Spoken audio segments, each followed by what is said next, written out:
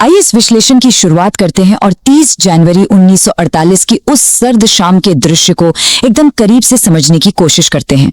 जरा इस बात की कल्पना करते हैं, एक तरफ सूरज धीरे धीरे ढल रहा है और सत्य तथा अहिंसा के सबसे बड़े प्रतीक माने जाने वाले एक वयोवृद्ध व्यक्ति महात्मा गांधी बेहद शांतिपूर्ण तरीके से अपनी दैनिक प्रार्थना सभा की ओर कदम बढ़ा रहे हैं। उनके मन में एक अजीब सी शांति है और होठों पर प्रार्थना। वहीं दूसरी तरफ इस शांति से बिल्कुल विपरीत पुरानी दिल्ली रेलवे स्टेशन के एक ठंडे और गुमनाम प्रतीक्षा कक्ष में बैठा एक युवक अपनी एक खास इटालवी पिस्तौल की 7 गोलियों को बार बार बेहद ठंडे दिमाग से गिन रहा है। यह विरोधाभास अपने आप में रोंगटे खड़े कर देने वाला है ना। एक और अहिंसा का शिखर और दूसरी ओर हिंसा की एक ठंडी सोची समझी तैयारी। इस दृश्य को समझना इसलिए बहुत जरूरी है क्योंकि ये केवल एक हत्या की तैयारी नहीं थी, बल्कि 2 बिल्कुल अलग और विपरीत विचारधाराओं के अंतिम टकराव का एक बेहद नाटकीय क्षण था।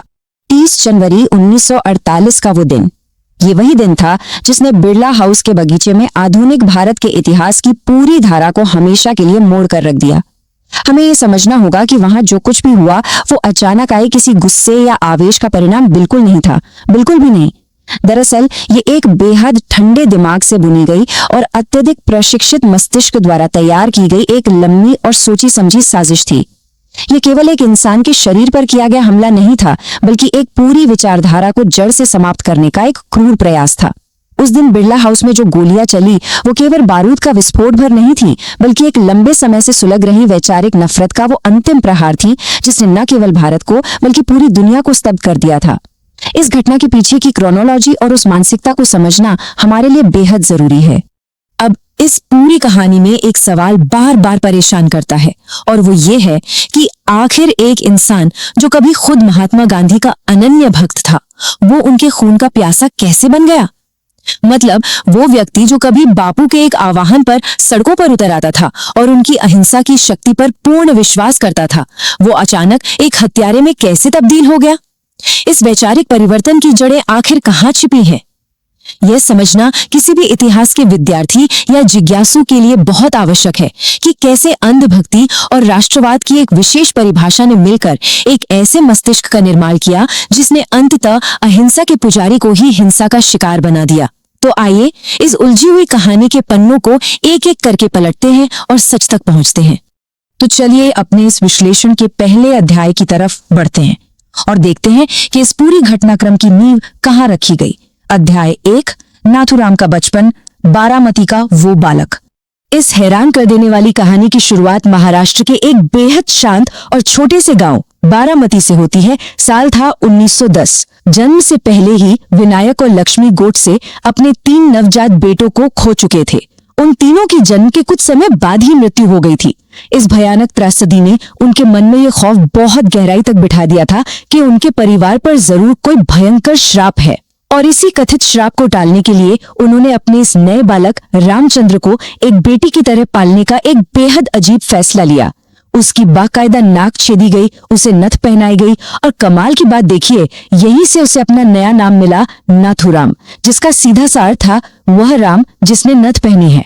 शारीरिक रूप से एक लड़का होने के बावजूद समाज और परिवार के सामने उसे एक लड़की के रूप में प्रस्तुत किया जा रहा था। बचपन के वो शुरुआती साल इस बालक के लिए दोहरी पहचान का एक बहुत गहरा संकट बन गए थे। अब हमें ये समझना होगा कि मनोवैज्ञानिक इस बारे में क्या कहते हैं। उनका बड़ा ही स्पष्ट मानना है कि बचपन का ये अजीबोगरीब विरोधाभास, ये दोहरी पहचान का संकट किसी भी इंसान के भीतर एक गहरी हताशा को जन्म देता है, और नाथूराम के साथ भी बिल्कुल यही हुआ। उसका मन कभी भी किताबी पढ़ाई और स्कूल की उस 4 दीवारी में नहीं लगा। नतीजा ये हुआ कि जब वो 10वीं की परीक्षा में असफल हो गया तो उसने स्कूल हमेशा के लिए छोड़ दिया। लेकिन एक दिलचस्प बात यह है कि उसके अंदर ज्ञान की एक असीमित भूख थी। वो शांत नहीं बैठा। वो घंटों तक स्थानीय पुस्तकालयों में बैठता और हिंदू धर्म ग्रंथों, मराठा इतिहास और दुनिया भर की वैश्विक राजनीति का बेहद आक्रामक रूप से अध्ययन करता था। खुद को साबित करने की उसकी ये बेचैनी, उसकी वो हताशा, दोनों मिलकर उसे एक ऐसे ज्ञान की ओर धकेल रहे थे जो आगे चलकर उसकी एक बेहद कट्टर और हिंसक विचारधारा की नींव बनने वाला था। ये सेल्फ एजुकेशन का तरीका उसे और भी ज्यादा रेडिकलाइज कर रहा था। अब हम आते हैं अध्याय 2 पर, वैचारिक बदलाव, एक नया मोड़।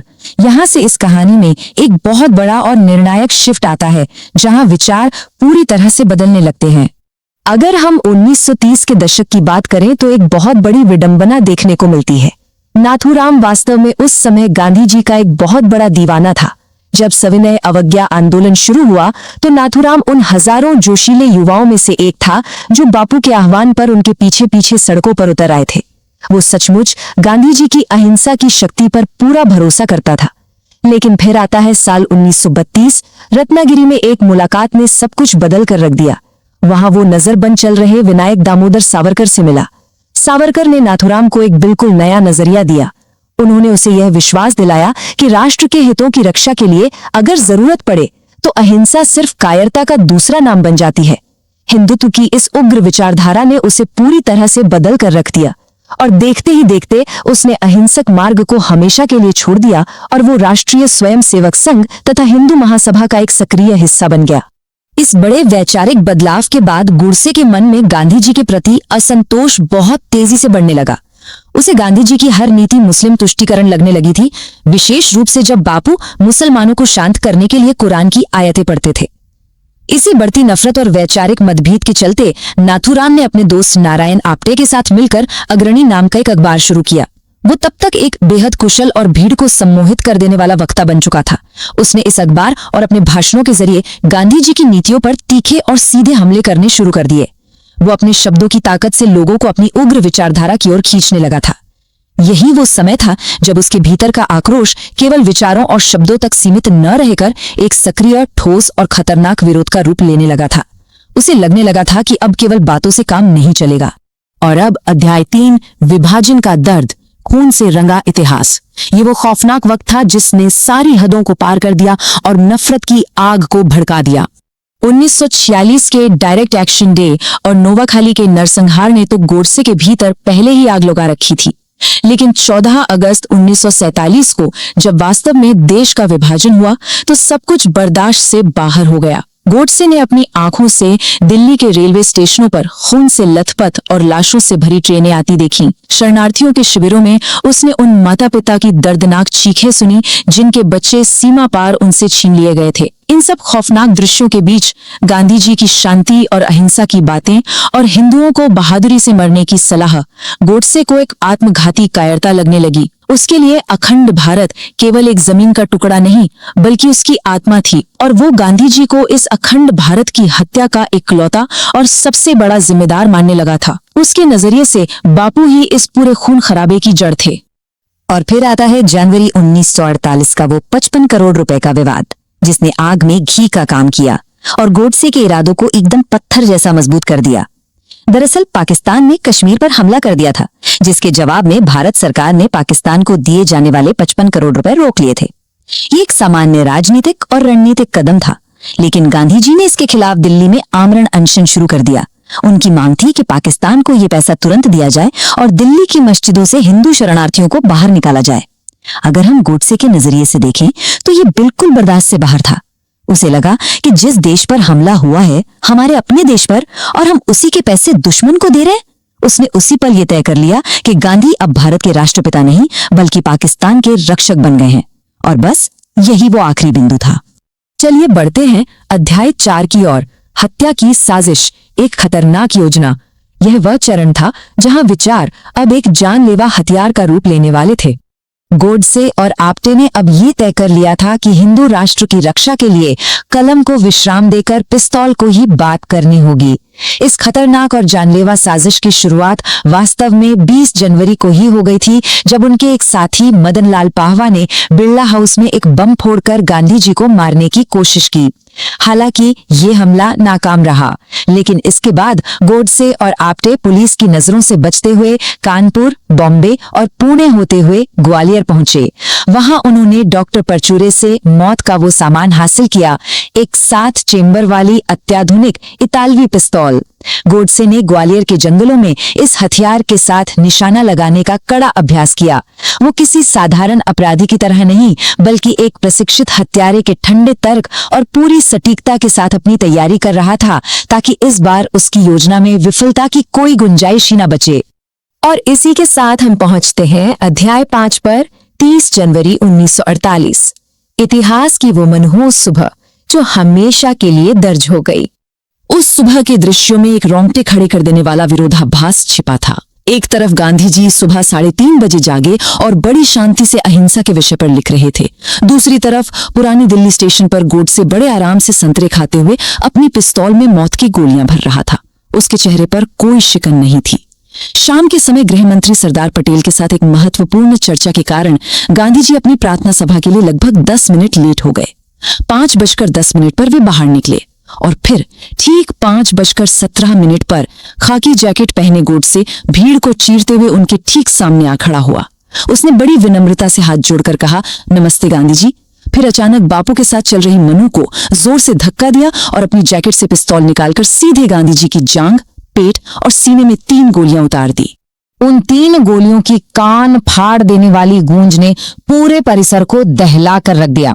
सफेद वस्त्र पहने अहिंसा के उस सबसे बड़े पुजारी के कपड़े पल भर में खून से लाल हो गए। लेकिन हैरानी की बात यह है कि गिरते समय भी उनके चेहरे पर कोई नफरत या क्रोध का भाव नहीं था। जमीन पर गिरते हुए भी उन्होंने अपने दोनों हाथ प्रार्थना की मुद्रा में ऊपर उठाए और उनके होठों से जो अंतिम शब्द निकले वे थे, हे राम। बापू धीरे धीरे जमीन पर गिर पड़े। चारों तरफ चीख पुकार और हाहाकार मच गया। लेकिन उस अफरा तफरी के बीच गोडसे का व्यवहार बेहद हैरान करने वाला था। वो वहां से भागने की कोई कोशिश नहीं कर रहा था, बल्कि उसने अपनी पिस्तौल हवा में ऊपर उठाई और खुद ही जोर जोर से पुलिस को आवाज देने लगा। दरअसल वो चाहता था कि पूरी दुनिया उसे देखे और उसे तुरंत गिरफ्तार कर ले, ताकि वो अदालत के मंच का इस्तेमाल करके अपनी बात पूरी दुनिया के सामने रख सके। हमारा आखिरी हिस्सा अध्याय 6, मुकदमा, फांसी और विरासत। लाल किले की वो विशेष अदालत जहां इतिहास का सबसे बड़ा मुकदमा चला। लाल किले के भीतर बनाई गई उस विशेष अदालत में गोडसे का रवैया एकदम अलग था। उसने जज आत्मचरण के सामने अपने बचाव के लिए किसी भी वकील की मदद लेने से साफ इनकार कर दिया। इसके बजाय उसने अदालत में खुद अपना बचाव करने का फैसला किया और 300 शब्दों का एक ऐसा सुविचारित और विस्तृत बयान पढ़ा जिसने सबको स्तब्ध कर दिया। उसने बड़ी स्पष्टता से कहा कि उसने गांधी को इसलिए नहीं मारा क्योंकि वो व्यक्तिगत रूप से बुरे थे, बल्कि इसलिए मारा क्योंकि उसके विचार से गांधी जी की नीतियां भारत माता की अखंडता के लिए बेहद घातक साबित हो रही थी। सबसे दिलचस्प बात यह थी कि उसने खुद की तुलना महाभारत के अर्जुन से की।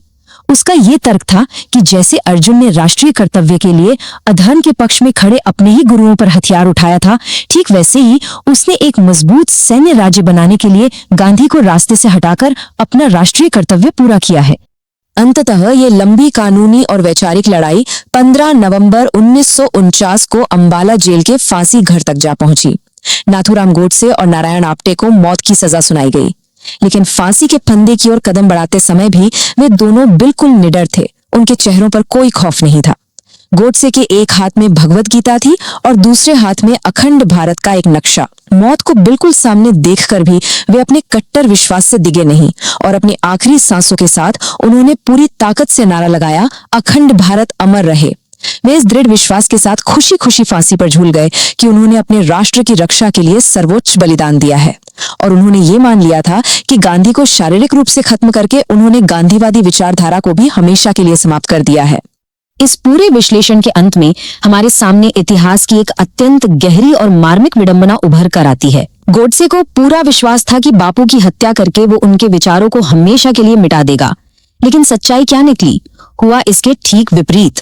गांधी अपनी मृत्यु के बाद एक विचार के रूप में, एक वैश्विक प्रतीक के रूप में और भी अधिक शक्तिशाली और अमर हो गए। आज 76 साल बाद भी जब हम इस पर चर्चा कर रहे हैं तो हमारा राष्ट्रीय मानस जैसे 2 हिस्सों में बंटा हुआ नजर आता है। ये पूरी कहानी हमें रुककर इस गहरे सवाल पर विचार करने पर मजबूर करती है कि क्या उन 3 गोलियों ने वास्तव में किसी राष्ट्र को ठीक किया, या फिर उन्होंने हमारी सामूहिक चेतना पर एक ऐसा गहरा घाव कर दिया है जिसे समय का कोई भी मरहम आज तक नहीं भर पाया है। ये एक ऐसा प्रश्न है जिसका उत्तर इतिहास आज भी ढूंढ रहा है और शायद हम सबको भी अपने भीतर तलाश